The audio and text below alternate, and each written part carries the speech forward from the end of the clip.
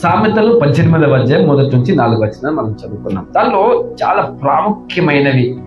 ఒక మాటలో చెప్పాలంటే అందరికీ వయసుతో నిమిత్తం లేకుండా, కులమత భేదం లేకుండా, ప్రాంతీయ భేదం లేకుండా అందరితో మాట్లాడే కొన్ని మాటలు ఈ సామెతలుగా దేవుడు తన దాసుని ద్వారా రాయించి పొందుపరిచి మనకు ఉంచాడు.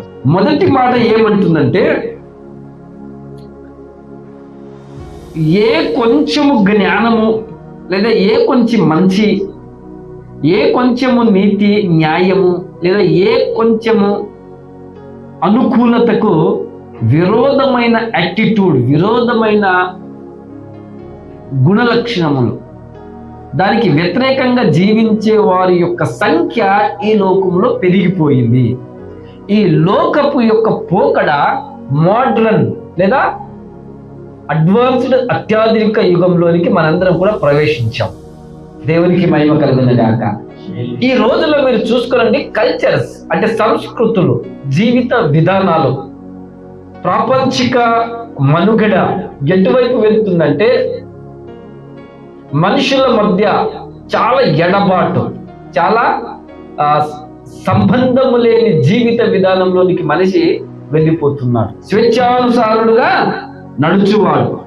అందరూ కూడా ఇండివిజువాలిటీ, ఏంటి చెప్పండి, ఇండివిజువాలిటీ లేదా ప్రైవసీ, ఇంగ్లీష్లో చాలా చక్కని మాటలు ఉంటాయి. అంటే వేరు ఉండాలి, స్వేచ్ఛగా ఉండాలి. ఎలా ఉండాలి చెప్పండి? స్వేచ్ఛగా ఉండాలి, వేరుగా ఉండాలి, నాకు నేనుగా ఉండాలి అని అందరూ తలస్తూ ఉన్నారు.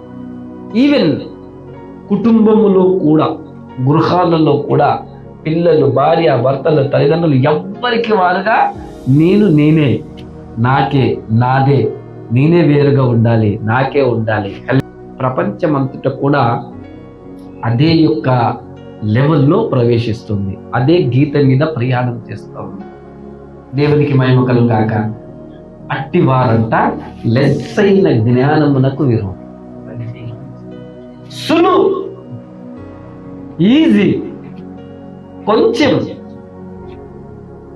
హల్లెలూయా, దానికి కూడా విరోధినంట. ఏ చిన్న జ్ఞానమైనా, నేర్చుకునదగిన, అవలంబించదగిన, తీసుకోదగిన ఏ చిన్న జ్ఞానమునకు కూడా విరోధి. తర్వాత ఏమన్నాడంటే, బుద్ధిహీనుడు వివేచన యందు సంతోషింపక, ఎంత చక్కగా రాశాడు, బుద్ధిహీనుడు వివేచన యందు సంతోషించక తన అభిప్రాయములను బయలుపరచుట యందు సంతోషించు. అంటే భూమి మీద ఉన్న మనుషులము, భూమి మీద ఉన్న ప్రతి ఒక్కరు కూడా ఈ రోజు దేని యందు వారు ఆనందిస్తున్నారు, దేవుని యందు సంతోషిస్తున్నారు, దేని యందు వారి యొక్క ఆసక్తి, దేని యందు బాగా ఇంట్రెస్ట్, ఏదంటే వాళ్ళకి ఇష్టం, దేనిలో సంతోషిస్తున్నారు? మంచిలోన, సత్యములోన, నీతిలోన, అసత్యములోన, దుర్మార్గతలోన, పాపములోన, లోకపు విధానాల్లోన. ఎంత చక్కగా ఉంది చూడండి. బుద్ధిహీనుడు వివేచన, వాడికి వివేచన అంటే దాని అసలు వాడికి ఇష్టమే ఉండదు, వాడి సంతోషమే వేరు, మనుషుల యొక్క సంతోషాలే వేరు. సపరేట్గా ఉండడం అంటే వాళ్ళకి సంతోషం, ప్రైవేట్గా ఉండడం అంటే వాళ్ళకు సంతోషం. ఇంకొకరితో వారు సంబంధం కలిగి ఉండరు. ఏం కలిగి ఉండరు? సర్దుకొని పోయేవారుగా ఉండరు, వేరువేరుగా ఉండాలి. మీకు అర్థమయ్యేటట్టుగా చెప్తా. అంటే వాళ్ళ ఇష్టానుసారంగా వాళ్ళు చేయాలి, వేరే వారు అడగకూడదు, క్వశ్చన్ చెయ్యకూడదు, సరి చెయ్యకూడదు, గద్దించకూడదు, ఇలా జీవించని చెప్పకూడదు. పిల్లలకు కూడా హల్లెలూయా, మందిరానికి వెళ్ళని చెప్పకూడదు, బైబిల్ చదవని చెప్పకూడదు, ప్రార్థన చేయమని చెప్పకూడదు, బూతులు మాట్లాడకని చెప్పకూడదు, ఏది చెప్పకూడదు. వాళ్ళకి కరెక్షన్ అంటే సరి చేయడం అంటే వాళ్ళకి అసలు ఇష్టమే ఉండదు. పైన ఏమన్నాడు? బుద్ధిహీనుడు వివేచి ఎందు సంతోషించాడు. వానికి అసలు బుద్ధి మాటలు, మంచి మాటలు, జ్ఞానపు మాటలు, నీతి మాటలు, న్యాయపు మాటలు, ప్రేమతో కూడిన మాటలు, ఐక్యతతో కూడిన మాటలు, మంచి అంటే వాడికి సంతోషము ఉండదు, ఇష్టం ఉండదు వాడికి. ఎప్పుడు వాడినే బయలు పెట్టడంలో, అంటే వాడి అభిప్రాయాలు బయలుపరచడంలో సంతోషిస్తాడు. వాడు ఏది చేయాలనుకుంటుండో, వాడు ఏది చెప్పాలనుకుంటుండో, వాడికి ఏమనిపిస్తుందో వాడికి అదే సంతోషం. భక్తిహీనుడు రాగానే తిరస్కారం వచ్చును. ఏమొస్తుందంట? తిరస్కారం. అవమానం రాగానే నింద వచ్చును. అంటే ఒకదానికి ఒకటి లింక్ అయ్యి ఉన్నాయి. ఏమైనా చెప్పండి? ఒకదానికి ఒకటి ప్యారలాల్ గా ఉన్నాయి. ఏం చేస్తే ఏమవుతుంది, ఎవరి వలన ఏమవుతుంది, ఎప్పుడు ఏమవుతుంది. అయితే 4వ వచనం చాలా ప్రాముఖ్యమైనది. మనుషుని నోటి మాటలు లోతు నీళ్ళ వంటివి. ఎలాంటివి చెప్పండి? మనుషుని యొక్క మాటలు అంటే లోతు నీళ్ళ వంటివి. మనుషుని యొక్క హృదయము లోతైన అగాధము అని ఇంకో చోట రాయబడింది. ఏమని రాయబడింది? మనుషుని యొక్క హృదయము లోతైన అగాధం, మనుషుని నోటి మాటలు లోతైన నీళ్ళ వంటివి. అంటే అవి ఎక్కడి నుంచి వస్తాయో మనకు అర్థము కాదు. దేవుని పిల్లలంగా, విశ్వాసలంగా మనము చాలా భయంకరమైన దినాలలో, చాలా చెడు దినాలలో, చాలా పాపముతో కూడిన దినములలో, ఒక మాటలో చెప్పాలంటే దేవుని రాకడ సమీపించిన ద్వారము యొద్దనే నిజంగా యేసయ్య రావడానికి చాలా ఆలస్యము లేని దినములలో మనం జీవిస్తున్నాం. ప్రపంచపు యొక్క వింత పోకడలు, వింత పరిపాలన మనం చూస్తూ ఉంటే చాలా భయంకరంగా ఉంది. హల్లెలూయా, దేవునికి మహిమ కలుగుగాక. ఈవెన్ విశ్వాసులైన వారు, దేవుని పిల్లలైన వారు కూడా ఈ రోజులో ఎప్పుడు వారు ఎలా మారిపోతున్నారో ఎవరికి అర్థం కావట్లేదు. అపవాది వారిని ఎలా లాగివేస్తున్నాడో మనకు అర్థము కావట్లేదు. కాబట్టి మనల్ని మనం ఎప్పటికప్పుడు దేవుని సన్నిధిలో పరీక్షించుకునే వారముగా ఉండాలి. ఎప్పటికప్పుడు మనల్ని మనము సరిచూసుకునే వారముగా, వివేచించుకునే వారముగా, ఆయన మార్గంలో మనము ప్రయాణం చేస్తున్నామా, ఏ విషయంలోనైనా జారిపోతున్నట్టుగా అనిపిస్తున్నామా, అట్లాంటి విషయాలు మనం చాలా జాగ్రత్తగా ముందుకు సాగాలి. వాటికి చాలా ప్రాముఖ్యమైనవి దేవుని వాక్యమే కదా, హల్లెలూయా, ప్రార్థనే కదా. ఆ మనిషి చూడండి, ఈ లోకంలో దేవుడు చేసినవి మేలైనవి, దేవుడు చేసినవి ఉత్తమమైనవి, దేవుడు చేసినవి లాభకరమైనవి, మనిషికి యోగ్యమైన వాటిని దేవుడు చేసి పెట్టాడు. యోగ్యమైన విషయాలు ఒక మనిషి ముందు చాలా ఉన్నాయి దేవుడు చేసినవి కదా. అయితే వాటన్నిటిని దేవుడు మనిషి కొరకు దయచేశాడు. మనుషుల కొరకు దేవుడు మనిషి కొరకు ఉంచాడు, తన మనుగడ కొరకి, తన యొక్క జీవితం కొరకి. హల్లెలూయా. కానీ మనిషి ఎప్పుడు దేవుడు చేసిన వాటన్నిటిని అనుభవిస్తూనే దేవుడు వద్దన్నయ్య కూడా చెయ్యడం అనేది చాలా ఒక బాధకరమైన విషయం. వాళ్ళకు నానా రకాల పళ్ళు ఉన్నాయి, చాలా ఉన్నాయి. ఒక్క దాంతో ఏమంతా ఒరిగిపోయేది? ఒక్క విషయంలో ఒక్క పండు, ఆ ఒక్క పండుతో మనకు అనవసరం. ఆ దేవుడు వద్దన్నాడు కాబట్టి అది మంచిదో చెడ్డదో, ఆరోగ్యమో అనారోగ్యమో, చేదో, అది మనకు సంబంధమో లేదు. దేవుడు ఎన్ని దయచేసినా, ఏమేమి దయచేసినా, హల్లెలూయా, ఒక్క విషయం దేవుడు చెప్తే, ఒక్కటి అరే నువ్వు ఇది చేయొద్దు, మీరు ఇలాగ ఉండొద్దు, ఇలా చూడొద్దు, ఇలా పోవద్దు. మనిషి చూడండి పడిపోవడానికి కారణము ఒక చిన్న సంగతి, చిన్న విషయం, ఒకటే సంగతి. ఏం సంగతి చెప్పండి? ఒకటే సంగతి. నువ్వు అన్ని విషయాల్లో బాగున్నావేమో, కానీ ఒక్క విషయమే నిన్ను దేవుని నుండి దూరం చేస్తున్నది. ఒక్క విషయము దేవుని యొక్క మహిమలో నుండి, దేవుని యొక్క సమకూర్పులో నుండి, దేవుని యొక్క ఆ దైవికత్వములో నుండి, దేవుని యొక్క ఆధిక్యతలో నుండి నిన్నేం చేసింది? తీసుకొని వెళ్ళిపోయింది. అపవాది మన ముందుకు ఇంత చిన్నదే తీసుకొని వస్తుంది. ఇది ఇంత చిన్నదే, దీనివల్ల ఏ సమస్య లేదు, దీనివల్ల నీకు ఏమీ కాదు, అందరు చేసేదే కదా నువ్వు చేస్తున్నావు, వేరేదైతే చెయ్యట్లేదు కదా నువ్వేమి స్పెషల్ పర్సన్ కాదు కదా, నువ్వు ప్రత్యేకంగా పరలోకం నుండి ఊడిపడలేదు కదా, వాళ్ళు చేసినట్టే నువ్వు చేస్తున్నావు, వాళ్ళు మాట్లాడినట్లే నువ్వు మాట్లాడుతున్నావు, వాళ్ళ వల్లే నువ్వు నలుగుట్లో మనము ఎవరిలో అందరు ఎట్లంటే మనం అట్లా.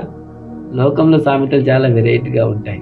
ఏముంటాయి చెప్పు? అందరు బాగుండాలి, కానీ మనిషి ఎప్పుడైనా ఎదుటివాడు బాగుంటే ఓర్చుకుంటాడా?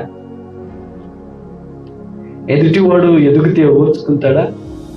సంబంధాలలో గ్యాప్ రావడానికి, ఈ ప్రైవసీ వేరుగా ఉండాలి, నేనుగా ఉండాలి, నాకుగా ఉండాలా, బయటి వారికే కాదు తోటి వారికి, సొంత వారికి కూడా లెక్క చెయ్యని రోజులు ఎలా వచ్చాయి, ఒక సొంత వారు మోసం చేసుకునే రోజులు ఎలా వచ్చాయి, చంపుకునే రోజులు ఎందుకు వస్తున్నాయి?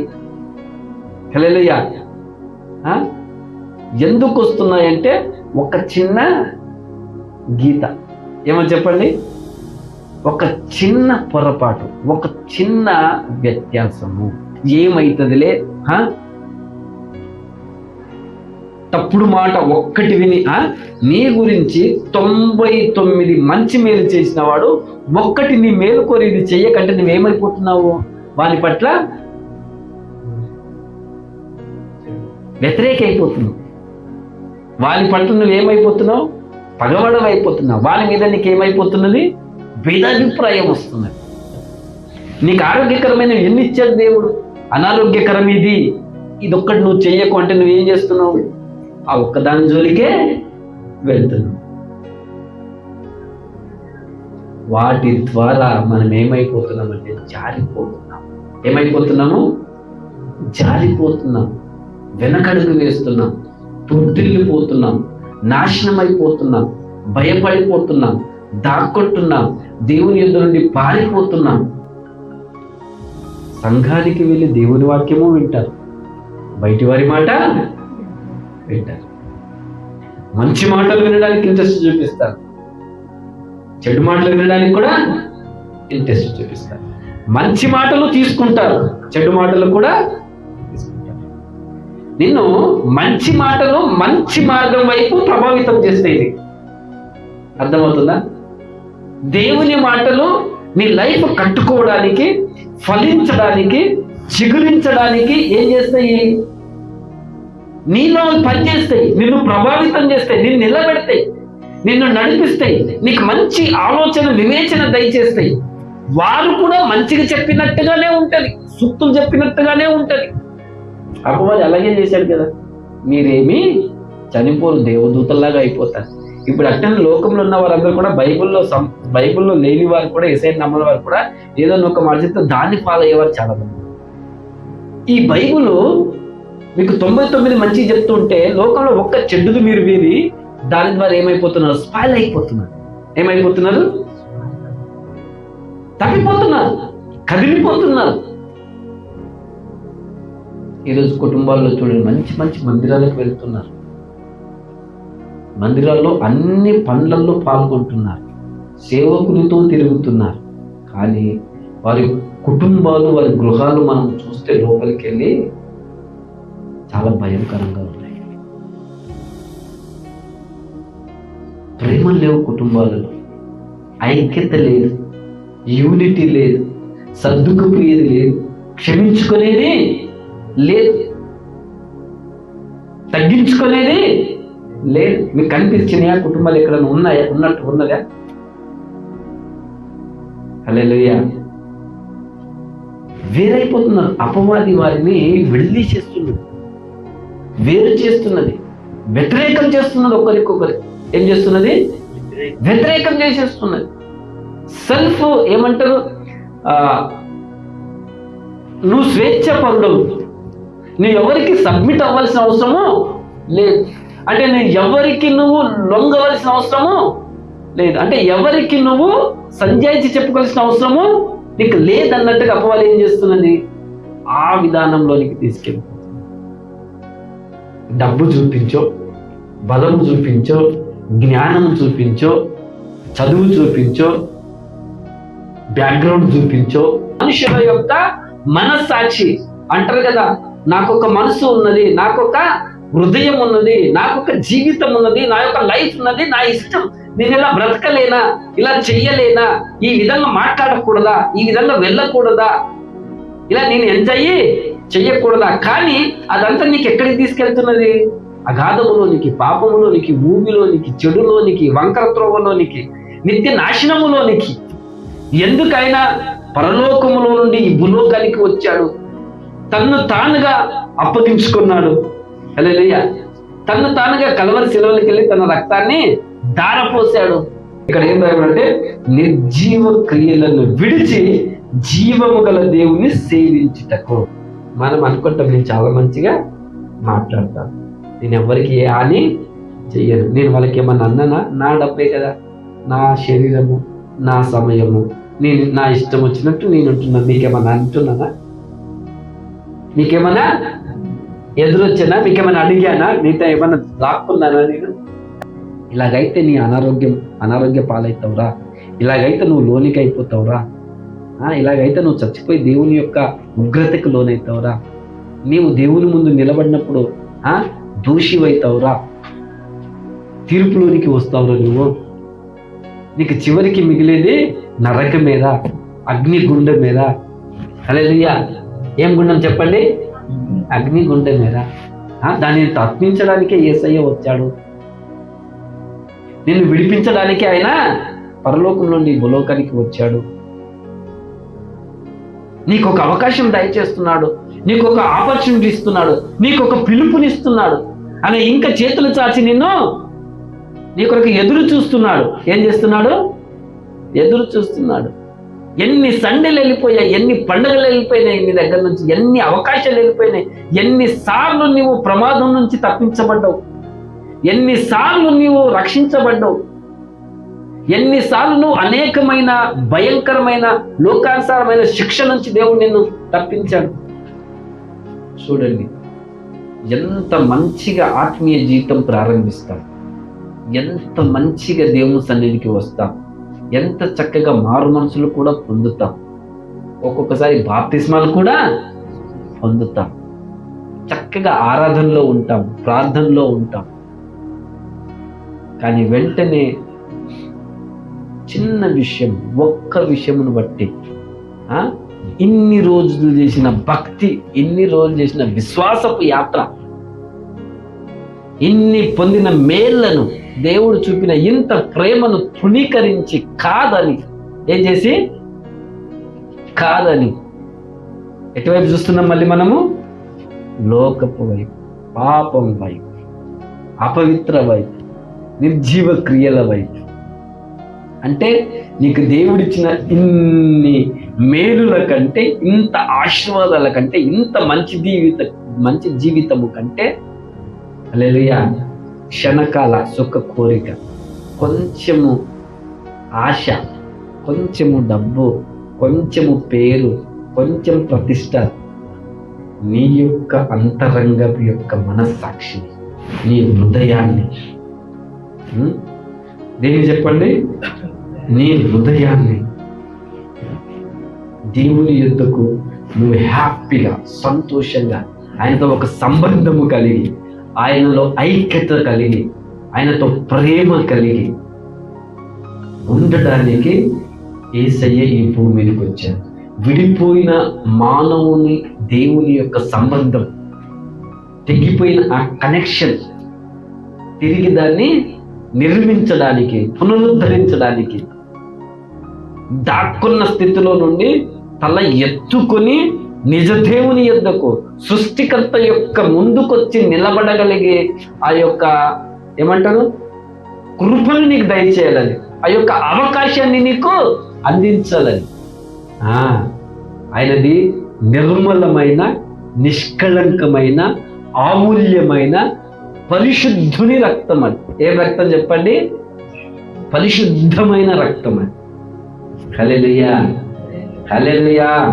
అందుకే ఎంత చక్కగా రాసింది, నిత్యుడగు ఆత్మ ద్వారా తను తాను దేవునికి నిర్దోషమైన రక్తం అది. ఏం రక్తము? నిర్దోషమైన రక్తం. ఆ రక్తంలో ఎలాంటి మచ్చ గాని, డాగు గాని, మలినము గాని, పాపము గాని లేని రక్తం. ఎవరినైనా కడగగలిగిన రక్తం. ఈ భూలోకములో అందరినీ క్షమించగలిగిన రక్తం, అందరి యొక్క మనస్సాక్షిని శుద్ధి చేయగలిగిన రక్తం. ఎంతటి భయంకరమైన పాపాన్ని కూడా కడగగలిగిన రక్తం. చూడండి, ఆలోచన చెయ్యండి. ఒకవేళ నువ్వు తిరిగి పడిపోయావేమో, బాప్తీసం తీసుకుని కూడా జారిపోయావేమో, లేదా ఇంకా తీసుకోకుండా పోస్ట్పోన్ చేస్తున్నావేమో, లేదా నామకార్థంగా నువ్వు జీవిస్తున్నావేమో,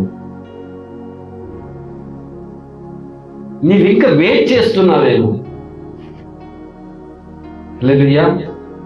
లేదా ఈ సందేశం యొక్క చివరిలో నీవు ఇంకా ఒక్క విషయంలో బాగా శోధింపబడుతున్నావేమో.